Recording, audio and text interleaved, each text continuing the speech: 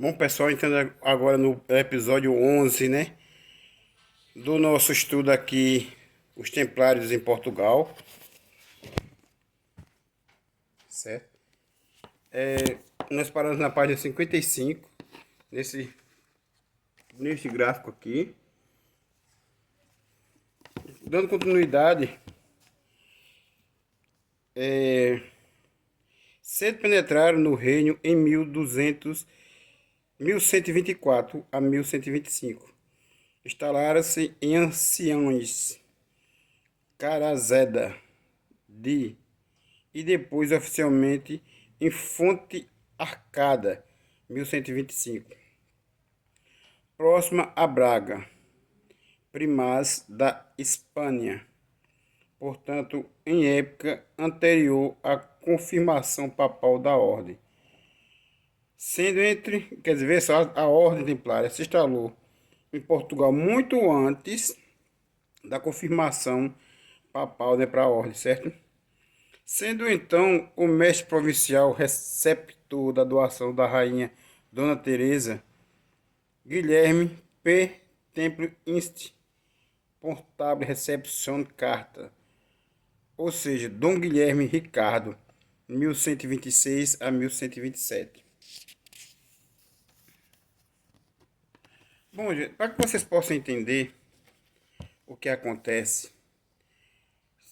sem aqueles devaneios filosóficos que acontecem em quem estuda o templarismo, a Ordem Templária passou cerca de 10 anos, de 10 a 12 anos, funcionando sem autorização, particularmente, certo? Sem fazer o contrato com a Igreja Católica. Após isso, foi que ela fez o contrato com a Igreja Católica e pôde trabalhar em parceria com a Igreja Católica. Era um negócio, gente, certo? A ordem, o caso de os Templários instalarem-se em Portugal, mesmo antes de sua oficialização pelo Sumo Pontífice, não passou despercebido a Frei Bernardo da Costa, professo da Ordem de Cristo. E de certo, o caso de os Templários instalarem-se em Portugal, mesmo antes de sua oficialização pelo Sumo Pontífice, não passou despercebido de Frei Bernardo da Costa, professo na Ordem de Cristo, e de certo dispondo de documentação sobre a milícia templária, que hoje andará desaparecida ou simplesmente já não existindo, quando diz: logo, no seu princípio, a ordem do templo foi recebida e admitida neste reino de Portugal, e muito primeiro no reino da Espanha, quer dizer, muito antes no reino da Espanha. Já no mesmo ano da sua confirmação, em 1128, consta está a ordem do templo não só aceita, mas estabelecida em Portugal, e não só nesse mesmo ano, mas ainda nos anos antecedentes, e pouco depois que os cavaleiros lhe deram o princípio na Palestina. Talvez isso se deva à influência do próprio mestre Pedro Arnaldo da Rocha, pressuposto português que para cá terá trazido a milícia recém-fundada. Fato dispondo Portugal como a primeira província ocidental do templo, como um mestre fundador, presumindo portucaliense como um rei nonato do templo e um santo protetor do reino de ligações familiares ao mesmo.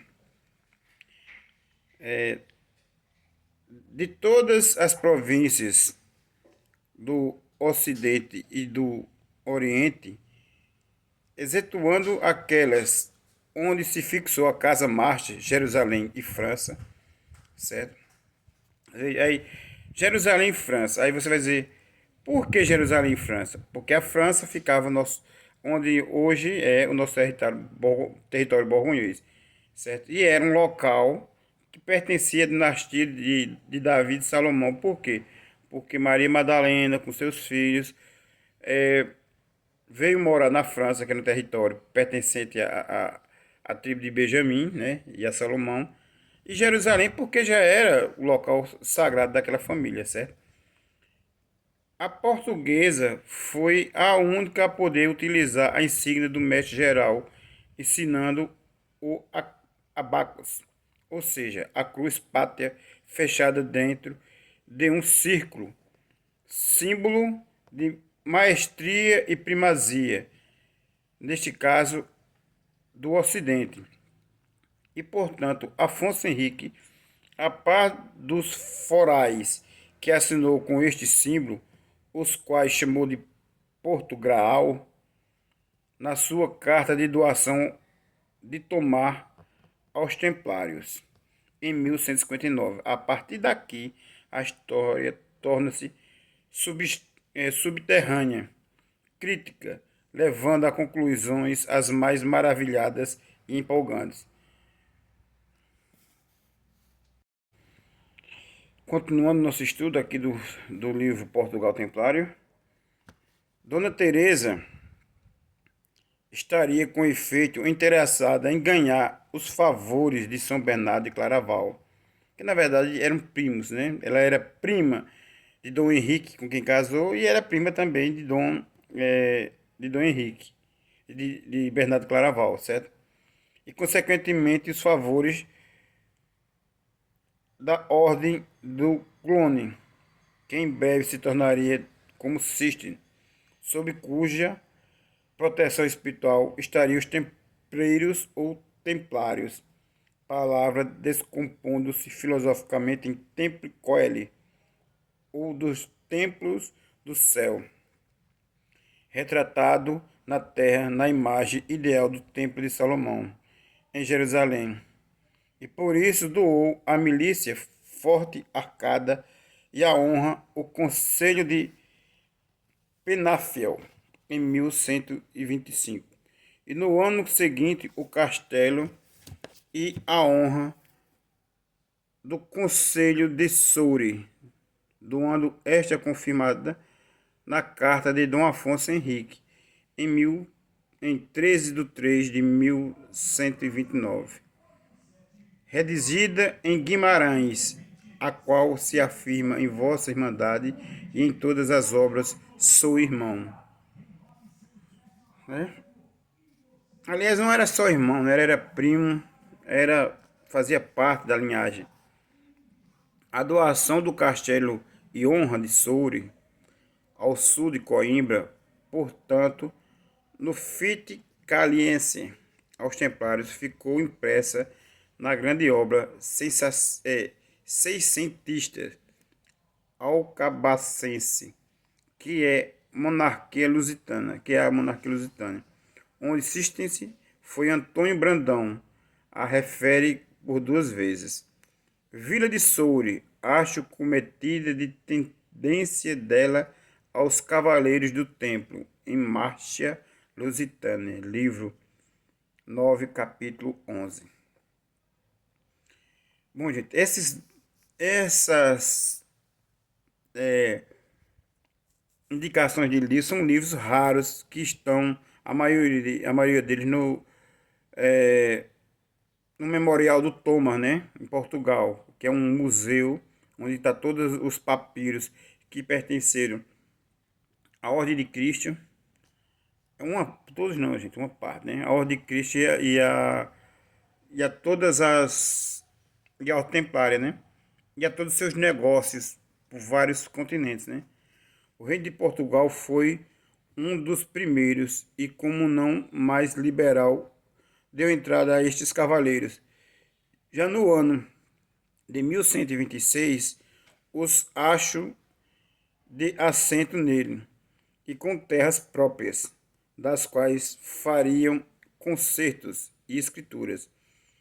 Em O Livro dos Forais da Literatura Nova, há estas palavras junto ao foral de Ferreira, dado pela rainha Dona Teresa, que Dom Gaudim fazia parte dos Novos Cavaleiros, lembram? Após as escavações arqueológicas no castelo de Salomão, Dom Galdino se dirigiu a Portugal para fundar Portugal, para estabelecer Portugal como um reino. E Hugo de Payens, né, se dirigiu à França, ao território borgonhês, para de lá também poder administrar e ajudar, né, aos reis templários, né, da Inglaterra e da Escócia, certo? E os demais cavaleiros faziam um contrato com Dom Galdino e Arnaldo da Rocha. E os mais cavaleiros do templo faziam um contrato com Paio Fernandes, Paio Pérez e os melhores nobres e os melhores sobre a vila de Ferreira. E declara-se ser feita a escritura e no fez no mês de junho, né, do ano referido de 1126. Dom Galdino, a qual naquela escritura se nomeia mestre, teve esse título em Portugal todo o tempo de sua vida, não por ser o grão-mestre da ordem, que este residia em Jerusalém, mas por ser o principal dos cavaleiros deste reino. Como é que era feita a administração da Ordem Templária mesmo? É feita igual a nossa ordem, a Ordem de Cristo, certo? Tem eu, que sou o Notonier Grão-Mestre. Segundo, tem o Grão-Prior-Mestre, que é o irmão Cláudio. E depois tem vários grão-mestres nacionais, estaduais ou distritais, certo? E aí depois tem os veneráveis mestres dos acampamentos, certo? Ou lojas, né? Para aquelas pessoas que estão com a mente mais vinculadas com a maçonaria, certo? Para entender de uma forma mais fácil, né? Porque tem pessoas que têm dificuldade um pouco de entender às vezes. E de uma pedra que está o convento de Tomar, sobre a capela do mestre Dom Lopo Dias de Souza. Consta que Dom Galdino passou a Terra Santa e se achou como o grão-mestre na tomada de Arcalon e com outros feitos de armas insígnias por espaços de 5 anos, onde deu boas mostras do seu valor. Fundou o castelo de Toma, Pombal, Séria, Idanha, Monsanto e Almoural, como se relata em A Mesma Pedra, em Marcha Lusitana, livro 9, capítulo 11. Seguindo aqui nosso estudo, ó, do livro Portugal Templário, certo? Temos aqui um mapa de Portugal naquelas épocas, certo?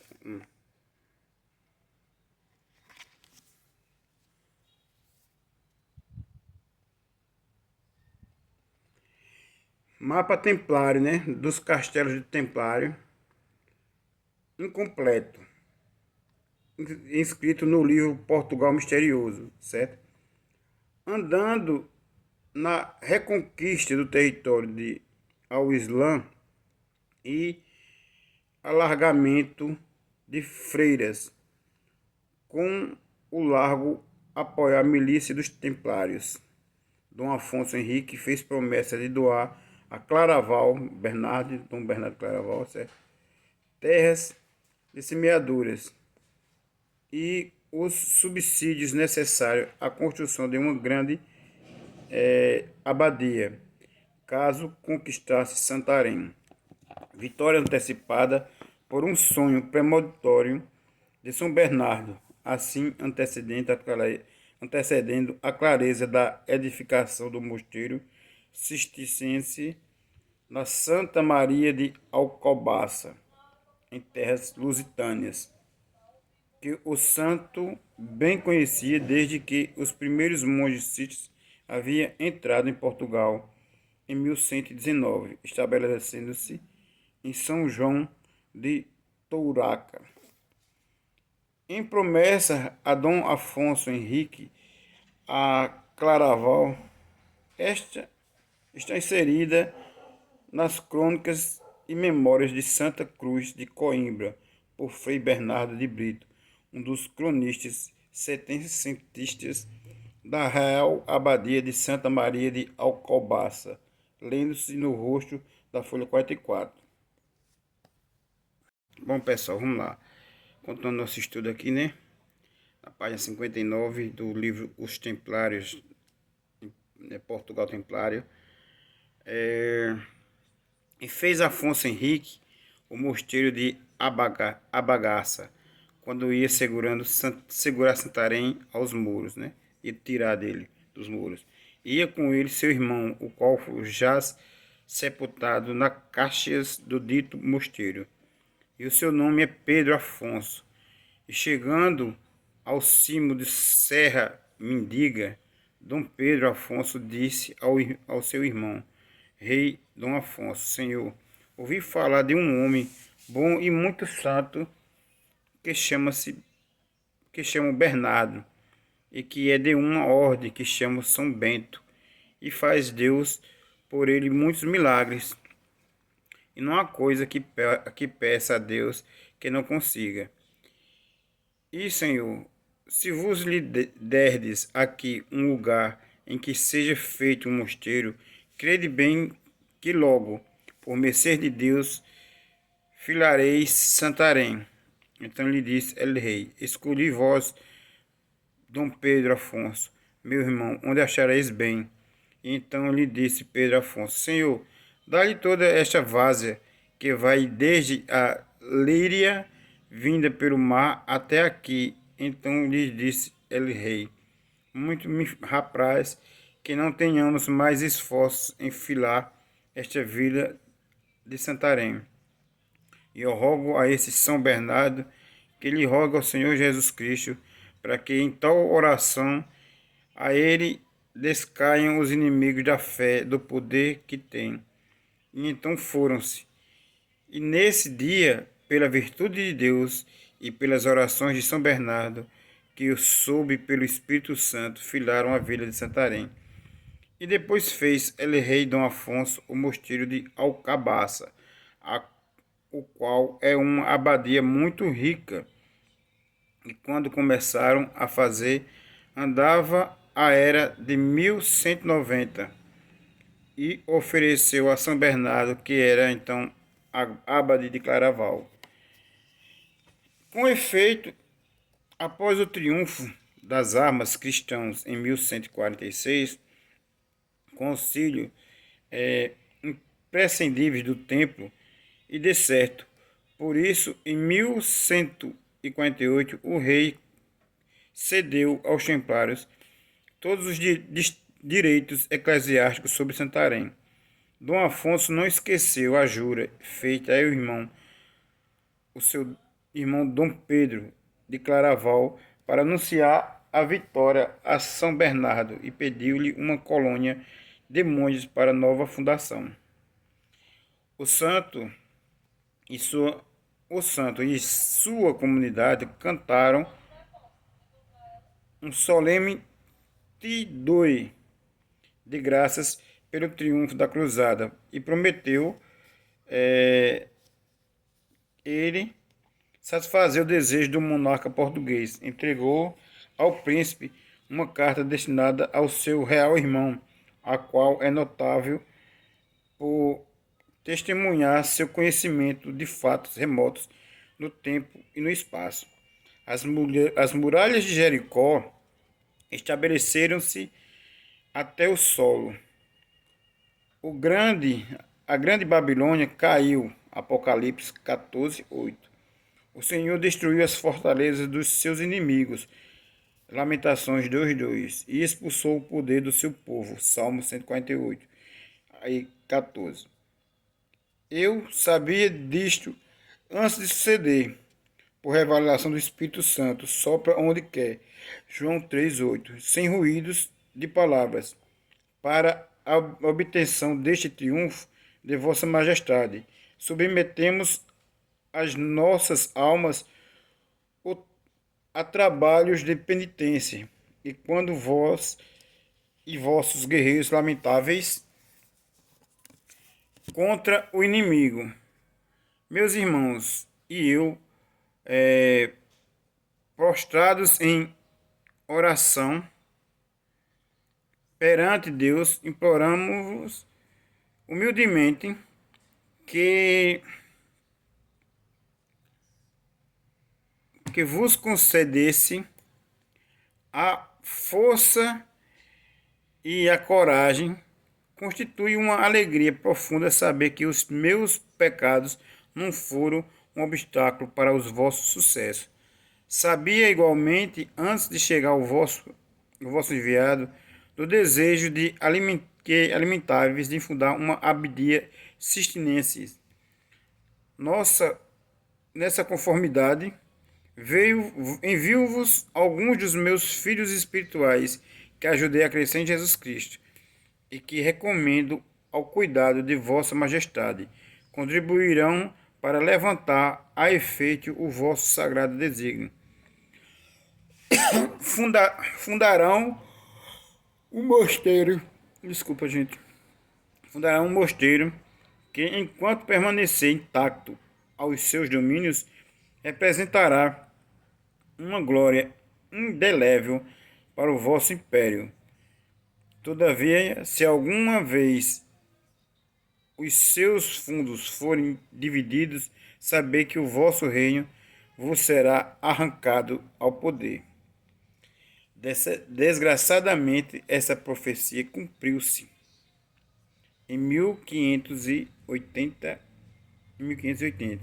Alcabaça, abadia fundada pelo rei Afonso Henrique, na diocese de Lisboa, prosperava maravilhosamente. Sua comunidade aumentara para mais de 1 milhão. A igreja da abadia das preces divinas eram entoadas dia e noite, e na abadia as preces divinas eram entoadas dia e noite, sem interrupção. Pela generosidade dos sucessivos príncipes, tornou-se acentuadamente rica, incluindo nos seus domínios 13 cidades e vilas com 4 portos de mar. Enquanto o abade era membro do Conselho Supremo do Estado, empenhava a função de esmolar real e exercia jurisdição criminal sobre mais de 6.000 vassalos. Em 1578, o cardeal Dom Henrique, então rei de Portugal, separou do mosteiro uma porção dos seus domínios, que eram administrados prudente e fielmente para a glória de Deus e alívio dos pobres, segundo asseguraram as crônicas do tempo. No espaço de 2 anos morreu, e a coroa, que fora usada durante 433 anos por príncipe da casa de Borgonha, passou para a posse da dinastia castelhana. Continuando aqui nossa leitura aqui do livro de Portugal Templário. Seja como for, muito antes desse acontecimento fatídico e logo após a visita do irmão Afonso Henrique a Claraval, São Bernardo fez-lhe acompanhar no regresso por 5 monges que também eram arquitetos incumbidos da construção dessa nova casa de Sistes em Portugal.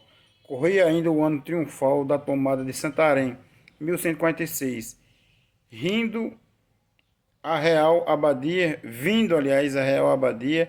de Santa Maria de Alcabas a ser fundada oficialmente ou abrindo portas ao culto em 1152, segundo Frei Antônio Brandão, com o alavo direito e em pessoa Dom Afonso Henrique, de onde se chama Real Abadia, cujo edifício original hoje nada resta.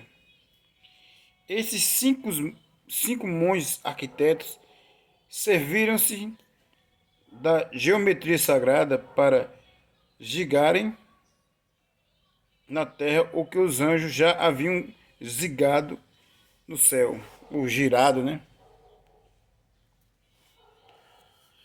Para geomancia.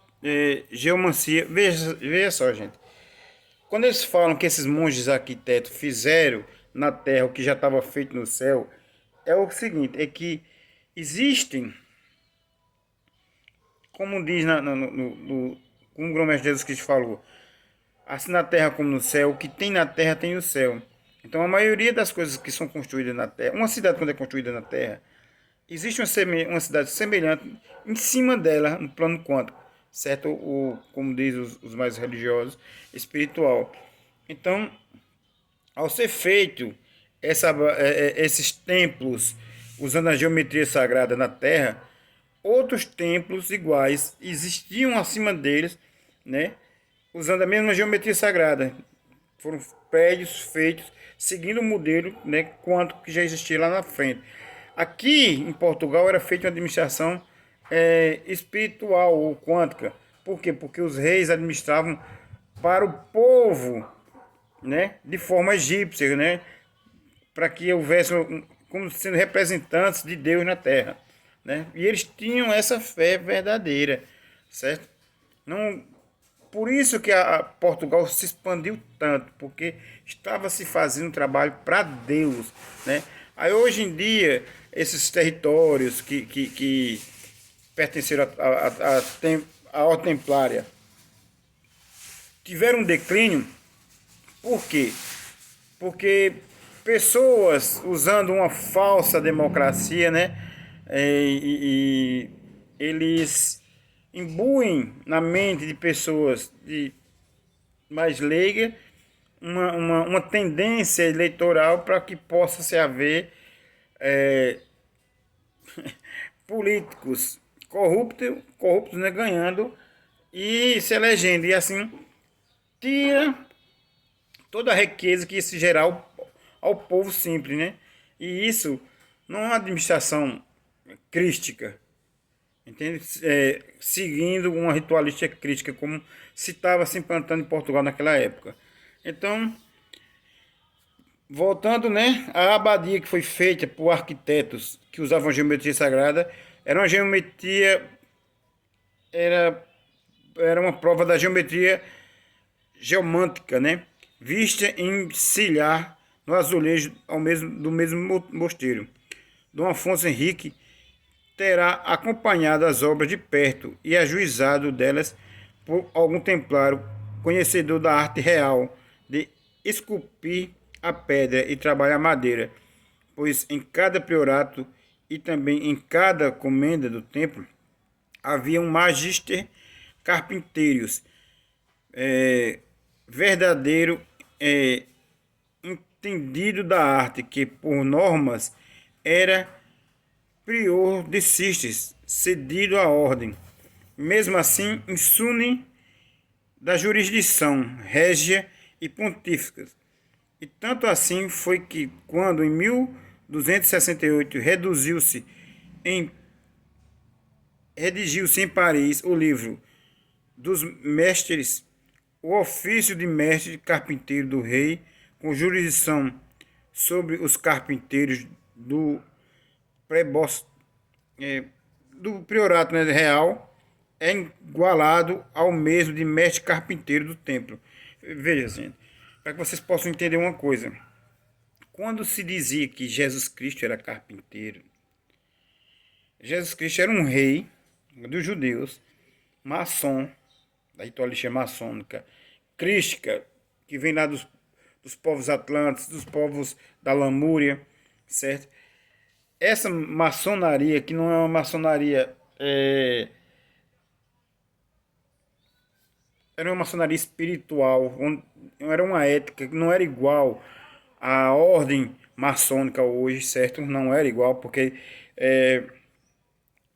o crescimento, né, a ritualística só era dada a você se você realmente evoluísse como ser humano, aí você subia de nível, não era como na atualidade, né?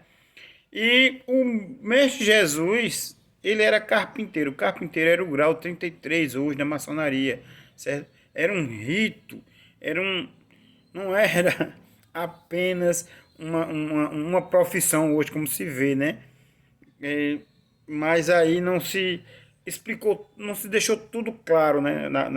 Quando foi se fazer a codificação da Bíblia por Constantino.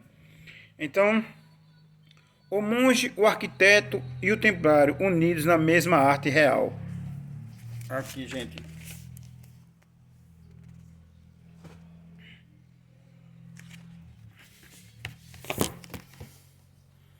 Bom, gente, para concluir agora esse episódio 11, né? Vamos ficar aqui na página 62 e concluindo aqui a página 61, certo? Os orangos Santa Maria e Santa Íria, diminutivo de Irene, Aporo, derivado de Íris ou Isis, de Alcabaça e de Santarém, quer dizer, e são nomes de santas que representavam de forma católica a deusa Isis, certo? Do Egito Antigo. Usavam a mesma egrégora, certo? Com outra roupagem, certo? É como hoje. Hoje, muitas pessoas têm uma certa discussão entre as pessoas que fazem um certo estudo, né, que fazem um estudo mais evoluído do cristianismo, que o grão-mestre Jesus Cristo não poderia ser negro, ou não poderia ser branco, porque aquele Jesus branco tal era, era da linhagem, foi uma criação do artista, né? Mas veja só, mas o que que acontece? Esse artista, ele fez esse quadro inspirado nos reis ruivos, né, do Egito Antigo, descendentes de Osíris, que tinham deles ruivos, gente, certo? Então, como a maioria do povo egípcio era negro, mas existiam ruivos também, viu? Porque só basta você pesquisar um pouquinho a egiptologia. Aí alguns irmãos pintavam Osíris verde, dizendo que ele era um deus que veio do espaço. Outros pintavam ele negro e outros pintavam ele ruivo. Então, essas três eram uma concepção, era um arquétipo, certo? Então, por isso que quando eu pintei um quadro com Osíris ruivo, chocou tanta gente, porque é um arquétipo, significam pessoas, linhagem de pessoas que vieram de outros planetas para cá. Não é. Aliás, a maioria de nós que habitamos o planeta Terra somos extraterrestres, viemos de outro planeta, né? Os irmãos que são espíritos da Terra mesmo são aquelas pessoas que cometem assassinato com mais frequência, né? Não têm uma ética mais de respeito, de altruísmo, né, de empatia pelas pessoas, são mais agressivos, procuram religiões onde predominam o olho por olho de Moisés. Esses irmãos são os irmãos da Terra, né, são nativos aqui do planeta Terra. Os irmãos que procuram estudar mais, pesquisar mais as linhagens antigas, né, que sabe que tem conhecimento bastante profundos e evoluídos, né, são de outros planetas, né, já ajudaram em outras épocas na alavancagem da Terra. Então, igualmente, a passagem definitiva à cristandade de Portugal arábico, seja como for, em ambas as vertentes, sob a chancela da Mãe Divina, Maris Nostra, ou Mãe Nostra, né? E sob o manto protetor desta e de Santa Teresa, Santa Terra Lúcida, do Santo Grau, que era Portugal, né? Que era terra lúcida, onde guardava a linhagem do Santo Grau. E de certo será esse o sentido que se quis dar ao altar lateral da igreja dos mosteiros, o de nome de Morte de São Bernardo.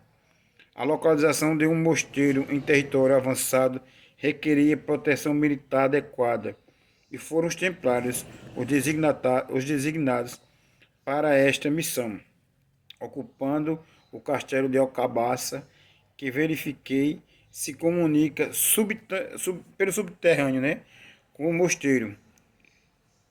É algo assim como se fosse ligação interna entre o poder temporal castelo e autoridade espiritual, mosteiro. Bom, Gaudim do pai, sendo já mestre da província de Portugal, né? Da preceptoria de Portugal, em 1159, foi encarregado de planejar a cintura definitiva que rodearia os bens de Claraval e os protegeria das incursões árabes, simultaneamente reforçando as linhas portuguesas. Tomar atalaia ou vigia sobre a estrada de Coimbra, velho feudo lusitano, com as suas próprias armas municipais, atestam, tornou-se o ponto de estratégia que permitia anular qualquer ataque de francos provindas da Andaluzia ou Andaluz, questão penetrada e que viria a ser terra portuguesa. Bom, gente, ficamos por aqui na página 62, tá certo? E vamos para a nossa live agora, certo? Porque lá vamos falar mais sobre a live vamos falar da live agora, daqui a pouco aqui, certo? Então, para vocês um bom dia e vamos que vamos. Vamos aqui para aqui o vídeo. Continuaremos na segunda-feira com o estudo desse livro.